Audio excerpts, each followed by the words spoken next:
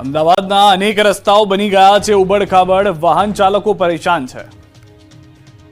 ચોમાસામાં હંમેશાની જેમ આ વખતે પણ અમદાવાદના રસ્તા હતા નહોતા થઈ ગયા। ઘોડાસરના પુનિતનગર ક્રોસિંગથી વટવા જવાનો માર્ગ પર છેલ્લા કેટલાય સમયથી બિસ્માર હાલતમાં છે। નબળા રસ્તાના કારણે સ્થાનિકો અને વાહન ચાલકોને ભારે હાલાકીનો સામનો કરવો પડી રહ્યો છે। આ રોડ પરથી ધસમસતા વાહનો પસાર થાય છે અને તેના કારણે ધૂળની ડમરીઓ ઉડવાથી ફરિયાદ ઉઠી છે। ઉબડખાબડ બનેલા રસ્તા પરથી પસાર થતા રાહદારીઓ અને વાહન ચાલકોને અકસ્માતનો ભય સતાવી રહ્યો છે। તંત્રને અનેકવાર ફરિયાદો કરી છતાં રસ્તાનું સમારકામ ન થતા લોકોમાં ભારે રોષ ભભૂકી ઉઠ્યો। રસ્તા નજીક બુલેટ ટ્રેનની પણ કામગીરી ચાલી રહી છે, છતાં રસ્તાને રિપેર કરવામાં નથી આવી રહ્યો। ખરાબ રસ્તાને પગલે સ્થાનિકોએ તાકીદે રસ્તાનું રિપેરિંગ કામ કરવાની માંગણી પણ કરી હતી। આ વિસ્તારમાં ખરાબ રસ્તા અને ખાડામાં પાણી ભરાઈ રહેવાને કારણે ગ્રાહકો દુકાન સુધી પહોંચી શકતા નથી। જામનગરમાં બિસ્માર રસ્તાથી કંટાળ્યા લોકોએ જાતે જ રસ્તાનું સમારકામ આદર્યું। તંત્રે ન સાંભળ્યું તો સ્થાનિક લોકોએ જાત મહેનત જિંદાબાદ કર્યું। જામનગરના બિસ્માર રસ્તાઓને ખાડા પૂરવા સ્થાનિકોએ જાત મહેનત કરવાનો વારો આવ્યો। જામનગરથી રાજકોટ હાઈવેથી જામનગર કંડલા હાઈવેને જોડતા 20 ગામના અંતરિયાળ રસ્તાનું સમારકામ હાથ ધરાયું હતું અને એક સેવાભાવીએ ગ્રામજનોના સહયોગથી સ્વખર્ચે રોડનું સમારકામ શરૂ કર્યું। 20 ગામના ગ્રામજનોની માંગણી બાદ તંત્રની કામગીરી ન થતા સેવાભાવી દ્વારા કરવામાં આવી કામગીરી। દ્રશ્યમાં જોઈ શકાય છે કે સ્થાનિકો જાતે જ રસ્તાનું સમારકામ કરી રહ્યા છે। આ વિસ્તારમાં આ સમસ્યા આજકાલની નથી, વર્ષોથી ચોમાસું આવતા જ અહીં કાચો રસ્તા પરથી નીકળી શકાતું નથી, જેથી છેલ્લા 7 વર્ષથી અરવિંદભાઈ પટેલ અને અહીંના લોકો સ્વખર્ચે વિવિધ રોડનું કામ કરી રહ્યા છે। ભરૂચમાં બટુકનાથ વ્યાયામ શાળાને વકફની મિલકત તરીકે દર્શાવતા વિવાદ, આ કાયદાને નાબૂદ કરવાની હિન્દુ સમાજની માંગ। ભરૂચની ઐતિહાસિક બટુકનાથ વ્યાયામ શાળાને વકફની મિલકત દર્શાવતા વિવાદનો મધપૂડો છંછેડાયો છે।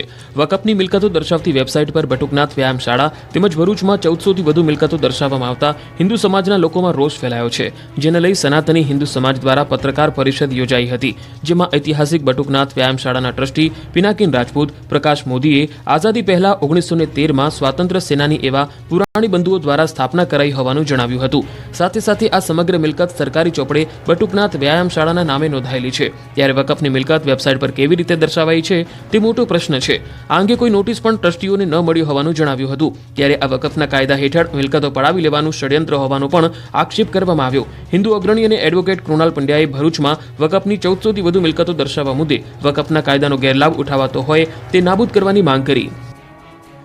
શાળામાં વિદ્યાર્થીની દાઝવા મામલે તપાસ તેજ, વિદ્યાર્થીઓ અને શિક્ષકોના નિવેદન લેવાયા। ગોધરાની કાજીવાડા પ્રાથમિક શાળામાં વિદ્યાર્થીની દાઝી જવાની ઘટનામાં તપાસનો ધમધમાટ। દાઝી ગયેલી વિદ્યાર્થીની તબિયત હાલ સ્થિર છે। બીજી તરફ આ ઘટનાને લઈને શિક્ષણ વિભાગની ટીમ દ્વારા વિદ્યાર્થીઓ અને શિક્ષકોના નિવેદનો લેવામાં આવ્યા હતા। આ ઉપરાંત ગોધરા શહેર બી ડિવિઝન પોલીસે વધુ તપાસ હાથ ધરી છે, તો એફએસએલ ટીમની મદદ લઈ શાળાના ઓરડામાંથી સેનિટાઈઝરનું પ્લાસ્ટિક કેન, દીવાસળી અને કપડાં કબજે લઈ વધુ તપાસ હાથ ધરી છે।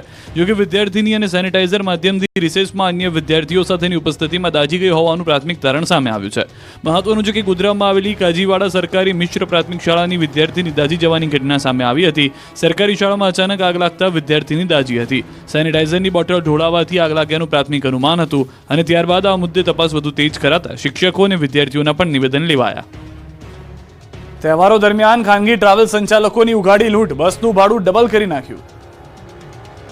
તહેવારોના સમયે બસ સંચાલકો ભરપૂર લાભ ઉઠાવી રહ્યા હોવાની મુસાફરોની ફરિયાદ છે। તહેવારોની સિઝન શરૂ થતાં જ મુસાફરોની સંખ્યામાં વધારો થતો હોય છે, તેમના વતને જનારા લોકોની સંખ્યામાં વધારો થતો હોય છે। ત્યારે ન્યૂઝ 18 ગુજરાતીએ રિયાલિટી ચેક કરવા પહોંચ્યું। ખાનગી ટ્રાવેલ્સના સંચાલકો સામાન્ય દિવસોમાં ટિકિટના જે ભાવ હોય છે તેના કરતાં ડબલ કિંમતમાં ટિકિટનું વેચાણ કરી રહ્યા છે।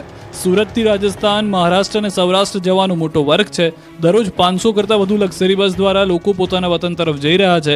સામાન્ય દિવસોમાં બસનું ભાડું 600 થી 1500 રૂપિયા છે, પણ સિઝન આવતાની સાથે જ બસ સંચાલકોનું ભાડું 1200 થી 3000 રૂપિયા કરી દેવામાં આવ્યું છે। મુસાફરોએ કહ્યું કે સામાન્ય દિવસોમાં રાજસ્થાનની 1400 રૂપિયાની ટિકિટ છે, પરંતુ હાલ તેનો ભાવ 2400 રૂપિયા થઈ ગયો છે। બસ સંચાલકો ખુલ્લી લૂંટ ચલાવતા હોવાની લોકોમાં બૂમ ઉઠી છે। સોમવારથી શરૂ શ્રાવણના તહેવારો, વતન તરફ જવા રાજકોટ બસ સ્ટેન્ડમાં લોકોની ભીડ। શ્રાવણ મહિનાના તહેવારોની સિઝન સોમવારથી શરૂ થઈ રહી છે। સોમવારે રક્ષાબંધનનો પવિત્ર તહેવાર છે અને ત્યારબાદ જન્માષ્ટમીમાં તહેવારો પણ શરૂ થવાના છે। ત્યારે તહેવારો મનાવવા વતન તરફ જતા લોકોનો ધસારો વધ્યો છે। રાજકોટ બસ સ્ટેન્ડ પર મુસાફરોની ભારે ભીડ જોવા મળી। તહેવારો શરૂ થયા પહેલાનો છેલ્લો રવિવાર, ત્યારે રાજકોટ બસ સ્ટેશનમાં પર મોટી સંખ્યામાં મુસાફરો ઉમટી પડ્યા હતા। બસની બહાર લોકોની લાઈનો પણ જોવા મળી. લોકોનું કહેવું છે કે હવે એડવાન્સ બુકિંગની સુવિધા મળતી હોવાથી ખાસ હેરાન થવું નથી પડતું. તેમ છતાં બસોમાં લોકોનો ધસારો વધુ જોવા મળ્યો. તહેવારો ઉપર લોકો પોતાના પરિવાર સાથે તહેવારની ઉજવણી કરતા હોય છે, ત્યારે અલગ અલગ વિસ્તારમાં રહેતા લોકોએ પોતાના વતનની વાટ પકડી હતી. મોન્સૂન ફેસ્ટિવલે દમણ અને દાદરાનગરમાં ભારે આકર્ષણ જમાવ્યું છે. રાજ્યના પાડોશમાં આવેલા સંઘ પ્રદેશ દમણ અને દાદરાનગર હવેલીમાં મોન્સૂન ફેસ્ટિવલનું આયોજન કરવામાં આવ્યું. 24 ઓગસ્ટ સુધી ચાલનારા મોન્સૂન ફેસ્ટિવલનો રંગારંગ આરંભ કરાયો. દમણના જાણીતા દેવકાના દરિયા કિનારે મોન્સૂન ફેસ્ટિવલમાં પ્રદેશના ઉચ્ચ અધિકારીઓ અને રાજકીય અને સામાજિક અગ્રણીઓ સાથે પ્રદેશના અધિકારીઓ પણ હાજર રહ્યા. મોન્સૂન ફેસ્ટિવલ નિમિત્તે દરિયા કિનારે રંગારંગ કાર્યક્રમ અને કલ્ચરલ પરેડ પણ યોજાઈ. દેશના ખૂણે ખૂણેથી પર્યટકો દમણની મુલાકાત લે છે. જો કે ચોમાસાના માહોલમાં દમણમાં પર્યટકોની સંખ્યા ઓછી થાય છે. આથી હોટેલ ઉદ્યોગ સાથે અન્ય દુકાનદારોને પણ તેની અસર થાય છે. જો કે હવે પ્રદેશમાં ચોમાસાના માહોલમાં દરિયા કિનારે મોન્સૂન ફેસ્ટિવલનું આયોજન કરવામાં આવ્યું છે, જેથી આ વખતે મોટી સંખ્યામાં પર્યટકો અને સ્થાનિક લોકો પરિવાર સાથે દમણના નમો પથ પર ઉમટ્યા. આ પ્રસંગે ભવ્ય આતશબાજીથી દમણનું આકાશ ગુંજી ઉઠ્યું. સાથે જ દરિયા કિનારે યોજાયેલી સાંસ્કૃતિક પરેડ સૌ કોઈ માટે આકર્ષણનું કેન્દ્ર રહી. આ પરેડમાં દેશની વિવિધ સાંસ્કૃતિક નૃત્યની ઝાંખી રજૂ કરવામાં આવી. આ દરમિયાન દરિયા કિનારા અને હોટલોને રંગબેરંગી લાઇટોથી શણગારવામાં આવી. મોન્સૂનના ફેસ્ટિવલ આરંભ વખતે જ દરિયા કિનારે ચિક્કાર ભીડ જામી હતી. બનાસકાંઠાના એક ગામમાં રક્ષાબંધનની અનોખી ઉજવણી. આની પાછળ પણ એક રસપ્રદ કહાની છે. સામાન્ય રીતે રક્ષાબંધનના તહેવારો દેશવાસીઓ શ્રાવણ સુદ પૂનમના દિવસે ઉજવતા હોય છે, પરંતુ બનાસકાંઠાનું એક એવું ગામ છે કે જ્યાં રક્ષાબંધન શ્રાવણ સુદ 14ના દિવસે ઉજવાય છે. આ ગામની આ તસવીરો જોઈને તમારા મનમાં વિચાર તો આવ્યો જ હશે કે રક્ષાબંધન સોમવારે હોવા છતાં બહેનો ભાઈને રાખડી આજે કેમ બાંધી રહ્યા છે.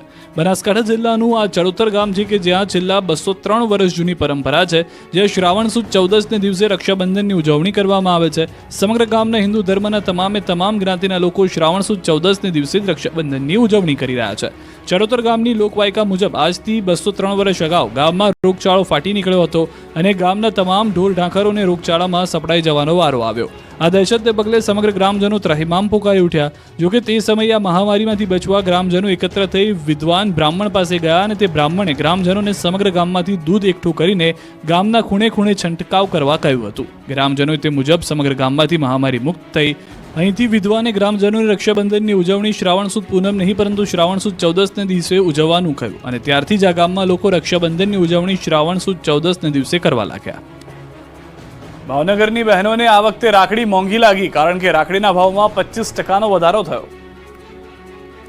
પવિત્ર રક્ષાબંધનને હવે ગણતરીનો જ સમય બાકી છે, ત્યારે ભાવનગર શહેરના વિવિધ વિસ્તારોમાં રાખડીના સ્ટોલ્સ અને દુકાનોમાંથી રાખડીનું 10 રૂપિયાથી લઈને 150 રૂપિયાના ભાવે વેચાણ થઈ રહ્યું છે. આ વર્ષે રાખડીના ભાવમાં 25% વધારો થયો હોવાનું રાખડીના વેપારીઓએ જણાવ્યું. તેમણે કહ્યું કે હાલ વેચાણ થોડું ધીમું છે, પરંતુ છેલ્લી ઘડીની ખરીદીમાં વેચાણ વધવાની આશા છે. રાખડીની વેરાયટીમાં આ વર્ષે ડાયમંડ અને મેટલની રાખડીઓ ધૂમ મચાવી રહી છે, જ્યારે રુદ્રાક્ષવાળી રાખડીઓ પણ વધુ વેચાઈ રહી છે. બાળકો માટેની લાઇટવાળી અને કાર્ટૂનવાળી રાખડીઓએ આકર્ષણ જમાવ્યું. બીજી તરફ નણંદ ભાભી એકબીજાને રાખડી બાંધે તેવું ચલણ વધી રહ્યું છે, તેથી ભાભીને બાંધવા માટે ખાસ લુંબા રાખડી પણ બજારમાં વેચાઈ રહી છે. સોના ચાંદીની રાખડી ખરીદવા માટે પણ બહેનોમાં ઉત્સાહ જોવા મળી રહ્યો છે. ચાંદીની રાખડીની કિંમત 500 રૂપિયાથી શરૂ થાય છે, જ્યારે સોનાની રાખડીની 5000થી શરૂ થાય છે. ભાઈની રક્ષા માટે સોના ચાંદીની રાખડી ખરીદવા લોકો થયા પાગલ. રક્ષાબંધનને લઈને ભાઈની રક્ષા માટે બજારમાં રાખડીઓની ધૂમ ખરીદી થઈ રહી છે, ત્યારે આ વખતે બહેનો પોતાના ભાઈની રક્ષા માટે સોના ચાંદીની રાખડી ખરીદવા ક્રેઝી થયા છે. અમદાવાદમાં સોના ચાંદીના ભાવ ઘટતા હવે બજારમાં સોના ચાંદીની ખરીદી જોવા મળી રહી છે. રક્ષાબંધનના પર્વ પર અમદાવાદના સોના ચાંદીની રાખડી ખરીદવાનો ટ્રેન્ડ જોવા મળ્યો છે. બહેનો પોતાના ભાઈ માટે રક્ષાબંધનના પવિત્ર તહેવારે સોના ચાંદીની રાખડી આપી રહી છે. માર્કેટમાં સોના ચાંદી માટે અવનવી વેરાયટી જોવા મળી. 10,000થી લઈને 80 લાખની કિંમત સુધીની સોનાની રાખડી બજારમાં જોવા મળી રહી છે, જ્યારે ચાંદીમાં 50 લાખની કિંમતનો સ્ટોક આવ્યો છે. આ વખતે રાખડી ખરીદવા માટે જ્વેલર્સની દુકાનમાં સૌથી વધારે ભીડ જોવા મળી. બહેનો રુદ્રાક્ષવાળી, ઓમ ગણપતિ લખેલી રાખડીઓ વધારે પસંદ કરી રહ્યા છે. ઓમ, સ્વસ્તિક, હેપી બ્રધર, બેસ્ટ બ્રધર સહિતની રાખડીના વધારે ઓર્ડર મળી રહ્યા છે. બનાસકાંઠાની મૂકબધિર મહિલા હસ્તકલાની વસ્તુઓ બનાવી બન્યા આત્મનિર્ભર. મૂકબધિર મહિલાઓ માટે પ્રેરણારૂપ. આપ દ્રશ્યોમાં પોતાના હાથેથી અનેક હસ્તકલાની ચીજવસ્તુઓ તૈયાર કરતી જે મહિલાઓને જોઈ રહ્યા છો, તે મહિલા કોઈ સામાન્ય મહિલા નથી, પરંતુ આ મહિલા મૂકબધિર મહિલા છે, જે તો ન બોલી શકે છે ન તો સાંભળી શકે છે. આજે પાલનપુરના હનુમાન ટેકરી વિસ્તારમાં રહેતા હેતલબેન મોઢ આર્થિક સંકટ હોવા છતાં હેતલબેન મોઢે હિંમત હાર્યા વગર પરિવારની જવાબદારી પોતાના શિરે ઉપાડી લીધી. પાલનપુરની જ એક સંસ્થા પાસેથી પોતે હસ્તકલાની તાલીમ મેળવી હસ્તકલાને જ પોતાના પરિવારનો આર્થિક સ્ત્રોત બનાવ્યો. અલગ અલગ હસ્તકલાની ચીજવસ્તુઓ તૈયાર કરી તેનું વેચાણ કરી આત્મનિર્ભર બન્યા. પોતાના હુનર આવડત થકી મહિને 10,000ની કમાણી કરી સ્વમાનભેર પોતાના પરિવારનું ગુજરાન ચલાવી રહ્યા છે. છેલ્લા 2 વર્ષથી હેતલબેન મોઢ હસ્તકલાની અવનવી ચીજવસ્તુઓ બનાવી આર્થિક રીતે પગભર બન્યા. હેતલબેને હસ્તકલાની અવનવી ડિઝાઇનવાળી ડાયમંડ, મોતી, રુદ્રાક્ષ અને કાર્ટૂનવાળી રાખડીઓ સહિત ગિફ્ટ પેકિંગ જેવી 200 થી 300 પ્રકારની મનમોહક રાખડીઓ બનાવી છે. તેમજ 5 થી વધુ દિવ્યાંગ મહિલાઓને તાલીમ આપી આત્મનિર્ભર બનાવવાનું કાર્ય કર્યું. ત્યારે મક્કમ મનોબળ અને દ્રઢ આત્મવિશ્વાસ આગળ શારીરિક ક્ષતિ પણ ઘૂંટણીએ પડે આ વાક્ય સાર્થક થયું છે. દ્વારકાના ભાણવડમાં મહાદેવ મંદિરનો અનોખો મહિમા પાંડવોએ બનાવેલું હોવાની લોકવાયકા. દેવભૂમિ દ્વારકા જિલ્લાના ભાડવડ ખાતે ખંભાળિયા હાઈવે પર આવેલું અતિ પૌરાણિક ઇન્દ્રેશ્વર મહાદેવનું મંદિર સોનમતી, વેરાળી અને વર્તુ નદી એમ ત્રણ નદીઓનો સંગમ છે. અહીં પાણી વચ્ચે વિશાળ પટાંગણમાં પર્યટન સ્વરૂપ પ્રાચીન ઇન્દ્રેશ્વર મહાદેવનું મંદિર આવેલું છે. ઇન્દ્રેશ્વર મહાદેવની સ્થાપના પાંડવોએ વનવાસ દરમિયાન કરી હોવાનું મનાય છે. શિવભક્તો પાંડવોએ વનવાસ દરમિયાન સ્નાન કર્યા વિના શિવ પૂજા કેમ કરી હશે એ સવાલનો જવાબ છે આ વહેતા ઝરણા. અહીંના ઇન્દ્રેશ્વર મહાદેવ મંદિરમાં શ્રાવણ માસ દરમિયાન ભક્તોની ભારે ભીડ જોવા મળે છે. મોટી સંખ્યામાં ભોળાનાથના ભક્તો દ્વારા ઇન્દ્રેશ્વર મહાદેવ મંદિર ટ્રસ્ટ દ્વારા શિવની મહાપૂજા કરવામાં આવે છે. પાંડવો દ્વારા મોટાભાગના શિવ મંદિરો નદી ઝરણાના તટ પર જ સ્થાપિત કરાયેલા જોવા મળે છે. પૌરાણિક દ્રષ્ટિએ જોઈએ તો પુરાણોમાં ઉલ્લેખ છે કે ભારતના મણિકર્ણિકા ઘાટ, કાશી વિશ્વનાથ, ઉજ્જૈન આદિ કુલ 3.5 જાગતા સ્મશાન સામે જ મહાદેવની સ્થાપના કરવામાં આવી છે. પંચમહાલના 400 વર્ષ જૂના કાચબા આકારના શિવ મંદિરના દર્શન માટે લોકો ઉમટી પડ્યા. પંચમહાલ જિલ્લામાં અનોખું મહાદેવ મંદિર આવેલું છે. 400 વર્ષ જૂના અંકલેશ્વર મહાદેવ સાથે જોડાયેલી છે અનેક ભક્તોની શ્રદ્ધા. અહીં મંદિરમાં કાચબા આકારનું શિવલિંગ આવેલું છે. લોકવાયકા પ્રમાણે આ મંદિરની કથા પણ અત્યંત રોચક છે. આંકડાના ઝાડ નીચે ગાયની દૂધધારા થતી હોય છે. આ બાબતની જાણ ગાયના માલિક અને એક અઘોરી સાધુને થઈ. ત્યારબાદ અહીં કાચબા આકારના શિવલિંગની સ્થાપના કરવામાં આવી. અઘોરી સાધુ દ્વારા સ્થાપિત આ શિવલિંગને તાંત્રિક મહાદેવ તરીકે પણ ઓળખવામાં આવે છે. સાથે જ આ શિવલિંગ આંકડાના ઝાડ નીચે મળ્યું હોવાથી અંકળેશ્વર મહાદેવ તરીકે ઓળખાયું હતું, જે શબ્દનો અપભ્રંશ થઈ હાલ અંકલેશ્વર મહાદેવ તરીકે પ્રચલિત છે. અહીં શિવરાત્રી અને જન્માષ્ટમીનો પારંપરિક મેળો યોજાય છે. શ્રાવણ માસમાં અહીં દર સોમવારે શિવલિંગ અને વિશિષ્ટ શૃંગાર કરવામાં આવે છે. મંદિરમાં આવતા ભક્તો જણાવે છે કે અહીં આવવાથી મનને શાંતિ મળે છે, તેમજ મહાદેવની ભક્તિથી તમામ મનોકામના પૂર્ણ થાય છે. અંકલેશ્વર મહાદેવ મંદિર પરિસરમાં અંબે માતા અને હનુમાનજી દાદાનું મંદિર પણ આવેલું છે. અહીં દરરોજ સવારે અને સાંજે ગોધરાના શહેરીજનો મોટી સંખ્યામાં દર્શનાર્થે આવે છે. એ સિવાય પણ દૂર દૂરથી આસ્થાળુઓ પોતાની મનોકામના સાથે અહીં આવી દર્શન કરી ધન્યતા અનુભવી રહ્યા છે. પાકિસ્તાની મહિલા 30મી વખત પીએમ મોદીને રાખડી બાંધશે. પાકિસ્તાનમાં જન્મેલી આ મહિલા સતત 30મી વખત પીએમ મોદીને રાખડી બાંધશે. વડાપ્રધાન નરેન્દ્ર મોદીને પોતાનો ભાઈ માનીને છેલ્લા 29 વર્ષથી રાખડી બાંધી રહેલી ફરી એકવાર દિલ્હી જશે અને પોતાના ભાઈને રાખડી બાંધશે. 19મી ઓગસ્ટના રોજ રક્ષાબંધનના દિવસે તેમને રાખડી બાંધવા દિલ્હી જવાની તૈયારી કરી રહી છે. આ સતત 30મું વર્ષ હશે જ્યારે કમર શેખ પોતાના ભાઈ અને દેશના વડાપ્રધાન નરેન્દ્ર મોદીને રાખડી બાંધશે. પ્રધાનમંત્રી નરેન્દ્ર મોદીને ભાઈ માનનારી કમર શેખનો જન્મ પાકિસ્તાનના કરાચી શહેરના એક મુસ્લિમ પરિવારમાં થયો. વર્ષ 1981માં કમર શેખે મોહસિન શેખ સાથે લગ્ન કર્યા. ત્યારથી તે ભારતમાં સ્થાયી થયા છે. વર્ષ 1990થી કમર શેખ પીએમ મોદીના સંપર્કમાં છે. કમર શેખ પીએમ મોદીને પોતાના ભાઈ અને પીએમ મોદી તેમને બહેન માને છે. રક્ષાબંધનના તહેવારને ધ્યાનમાં રાખીને કમર શેખ પોતાના હાથથી પીએમ મોદી માટે રાખડી બનાવે છે અને પીએમ મોદીના કાંડા પર રાખડી બાંધે છે. બજારમાંથી રાખડી ખરીદતા નથી, પરંતુ દર વર્ષે રક્ષાબંધન પહેલા જાતે જ રાખડી બનાવી પીએમને રક્ષારૂપી રાખડીનો ધાગો બાંધે છે. આ વખતે વેલ્વેટથી રાખડી બનાવી છે, તેમાં મોતી અને જરદોશીનો ઉપયોગ કર્યો છે. વરસાદને કારણે રાજ્યના મોટાભાગના રોડ ખખડધજ બની ગયા છે. લોકોના હાડકાં ખોખરા થઈ જાય તેવી સ્થિતિ સર્જાઈ ગઈ છે. ત્યારે રાજકોટના આજી ડેમ ચોકડી નજીક એક ટ્રાફિક વોર્ડને મનપાની કામગીરી જાતે કરી છે. સમાજ પ્રત્યે તેની જવાબદારીને બખૂબી નિભાવી. બિસ્માર રસ્તામાં કોઈ રાહદારી પડે કે આખડે નહીં, કોઈને ઈજા ન થાય તે માટે જવાને ખુદ ખાડા પૂરવાનું કામ કર્યું. એક તરફ ટ્રાફિકના સંચાલનની જવાબદારી, બીજી તરફ ખાડા જાતે પૂરી તેણે પોતાની નિષ્ઠાનો પરિચય આપ્યો. આ ઘટના મહાનગરપાલિકાના એસી ચેમ્બરમાં બેસતા અધિકારીઓને તમાચા સમાન છે.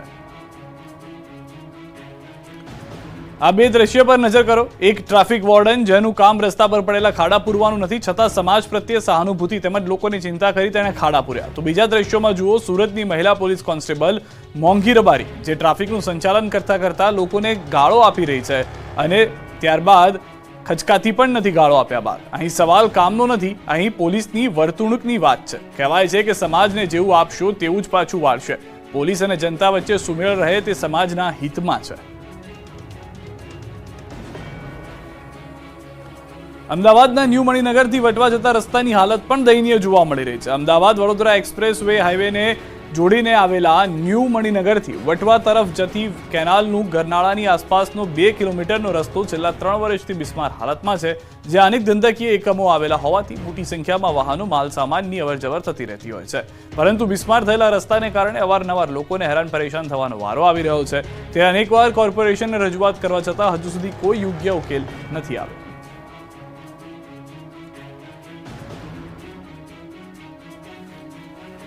રાજ્યના સરકારી કર્મચારીઓ માટે મહત્વના સમાચાર. સરકારી કર્મીઓને હવે વિદેશ પ્રવાસે જવું કઠિન બનશે. ચાલુ નોકરીએ વિદેશ પ્રવાસ જવું હશે તો મહિના પહેલા એનઓસી લેવી ફરજિયાત છે. સરકારી કર્મચારીએ આ માટે કર્મયોગી પ્લેટફોર્મ પર અરજી કરવી જરૂરી રહેશે. રાજ્યના જળ સંપત્તિ, પાણી પુરવઠા, નર્મદા અને કલ્પસર વિભાગે જાહેર કરેલી નવી સૂચના મુજબ હવે સરકારી કર્મચારીઓને વિદેશ પ્રવાસ જવું વધારે કઠિન બનશે. કોઈ પણ સરકારી કર્મચારીએ વિદેશ પ્રવાસે જવું હોય તો તેમની રજાની તારીખના 1 મહિના અગાઉ એનઓસી લેવું ફરજિયાત રહેશે. વળી કર્મયોગી પ્લેટફોર્મ પર અરજી કરતી વખતે કર્મચારીને જરૂરી દસ્તાવેજો સાથે ઓનલાઈનમાં જોડી શકાશે. જો દસ્તાવેજો અધૂરા હશે તો અરજીને પરત કરવામાં આવશે. આ નવા નિયમો સાથે રાજ્ય સરકાર દ્વારા સરકારી કર્મચારીઓના વિદેશ પ્રવાસ માટે એક સચોટ અને કડક માર્ગદર્શિકા તૈયાર કરવામાં આવી રહી છે. આ પગલાં રાજ્યની શાળાઓના કેટલાક શિક્ષકો વિના મંજૂરીના વિદેશ જવાની ઘટનાને ભોગ બન્યા પછી લેવામાં આવ્યા છે. આપણું ગુજરાતમાં અત્યારે બસ આટલું. દેશ પ્રદેશની તમામ ખબરો માટે આપ જોડાયેલા રહો ગુજરાતની number 1 news channel news 18 Gujarati સાથે.